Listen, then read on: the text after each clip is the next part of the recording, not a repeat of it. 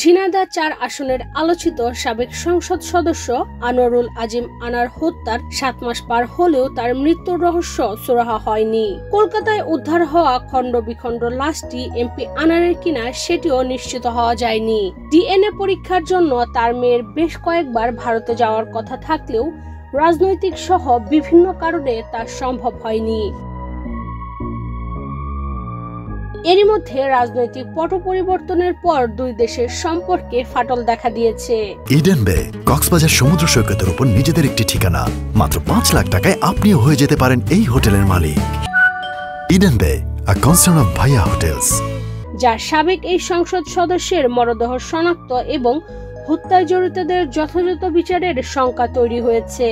তাছাড়া ঘটনার প্রায় ৮ মাস হতে চললেও বিদেশের মাটিতে লাশ শনাক্ত করা সম্ভব কিনা এ নিয়ে প্রশ্ন দেখা দিয়েছে। এছাড়া সরকারি পর্যায় থেকে এই হত্যা রহস্য উদ্ঘাটনে আগের মতো সহযোগিতা পাওয়া নিয়েও রয়েছে বিস্তর প্রশ্ন।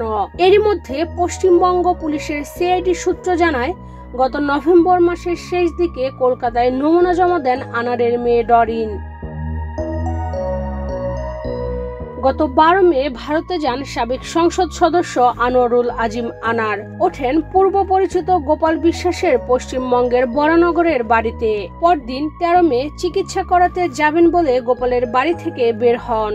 কিন্তু ওই দিন রাতেই নিউ টাউনের সঞ্জীবা গার্ডেনের বহুতল আবাসনের একটি ডুপ্লেক্স ফ্ল্যাটে তাকে খুন করা হয় বলে অভিযোগ ওঠে। জানা যায়, বাংলাদেশ বংশোদ্ভূত মার্কিন নাগরিক আখতারুজ্জামান শাহিন এই হত্যাকাণ্ডের মূল পরিকল্পনাকারী। মূলত শাহিনের নির্দেশেই জিহাদ হাওলাদার ওরফে কসাই জিহাদ সহ ৪ জন সাবেক এমপি আনারকে শ্বাসরোধ করে হত্যা করে। সিআইডির হাতে গ্রেফতার হওয়া আরেক অভিযুক্ত জিহাদ খুনের পরই ধারালো অস্ত্র দিয়ে এমপি আনারের শরীর থেকে মাংস আলাদা করে সেগুলোকে ক্যারিব্যাগে ভরে রাখেন। পরে সেই লাশের টুকরো পশ্চিমবঙ্গের দক্ষিণ ২৪ পরগনা জেলার ভাঙড় ব্লকের কৃষ্ণমাটি খাল এলাকায় ফেলা হয়। পরবর্তীতে ওই খাল সংলগ্ন এলাকায় অভিযান চালিয়ে বেশ কিছু হাড় উদ্ধার করে সিআইডির কর্মকর্তারা, যা দেখে সিআইডি কর্মকর্তা ও ফরেনসিক বিশেষজ্ঞদের অনুমান সেগুলো মানুষের হাড়।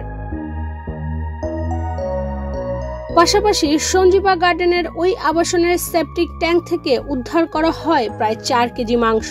উদ্ধার ওই মাংস পরীক্ষার জন্য পাঠানো হয় সেন্ট্রাল ফরেনসিক সায়েন্স ল্যাবরেটরিতে। সিএফএসএল এর প্রাথমিক রিপোর্ট অনুযায়ী সেগুলো পুরুষ মানুষের। যদিও সেই খণ্ড বিখণ্ড লাশ এমপি আনারের কিনা তা নিশ্চিত হতে ডিএনএ পরীক্ষা জরুরি ছিল। অবশেষে গত নভেম্বর মাসে কলকাতায় গিয়ে সিআইডি কর্মকর্তাদের সঙ্গে দেখা করেন আনার কন্যা ডরিন এবং এ সময় ডিএনএ পরীক্ষার জন্য তার কাছ থেকে নমুনা সংগ্রহ করে তদন্তকারী সংস্থা। ডেস্ক রিপোর্ট, বাংলাদেশ প্রতিদিন।